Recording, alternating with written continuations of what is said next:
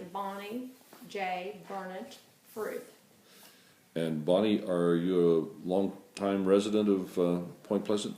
Yes, I am. And what do you recall relative to the disaster at the Silver Bridge? At the disaster, my husband was Point Pleasant, chief of police, which he had worked several years.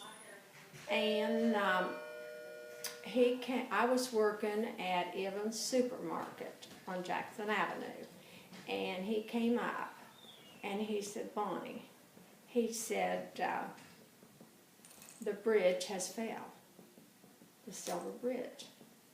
I said, no, come on. He said, I know your brother, Carol Burnett, is working at Kaiser Aluminum. And he said, I wondered, because he worked day shift. Well, before the phone lines went out, I grabbed the phone and I called.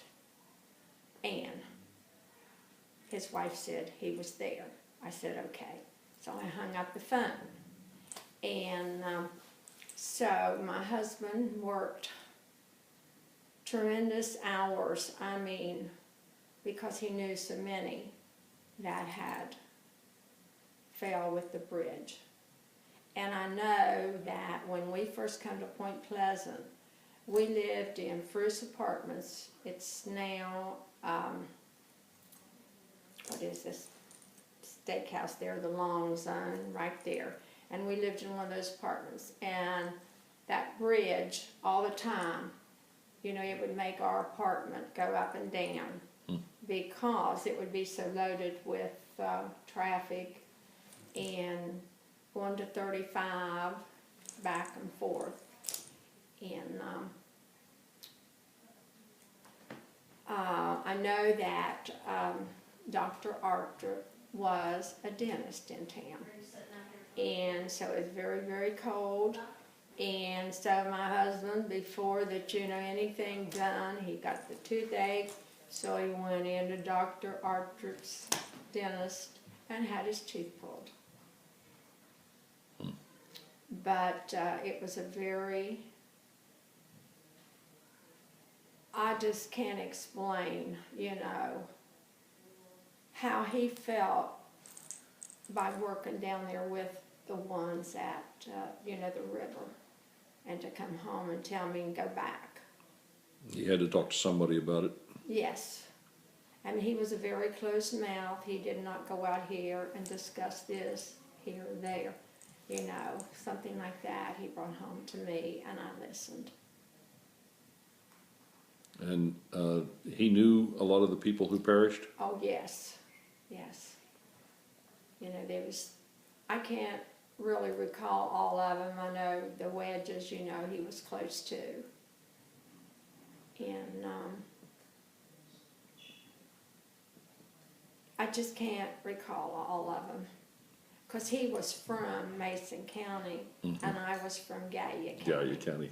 And but I just couldn't believe it when he came up, to tell me. I thought it had to be a joke. And I know they searched for days and days, and so. How did it affect you? Oh, it affected me as though that I would have known them personally, because I did know some, but the time has elapsed so much that with my loss, and don't talk to about, to anyone, I just kind of keep it to myself. Did you have, when you heard the stories, did you have nightmares? Did you have flashbacks? What happened to you?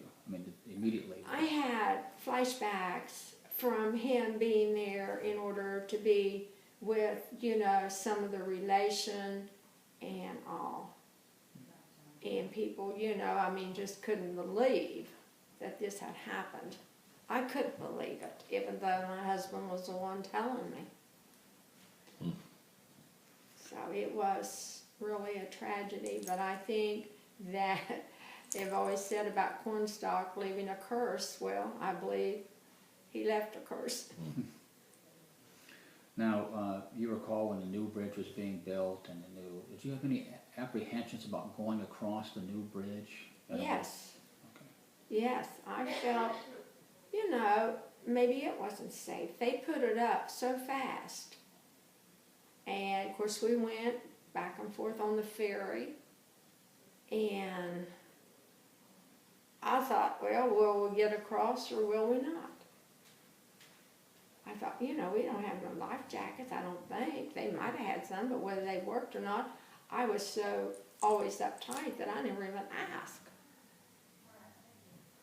And you had family on the Ohio side. Yes, yes, yes.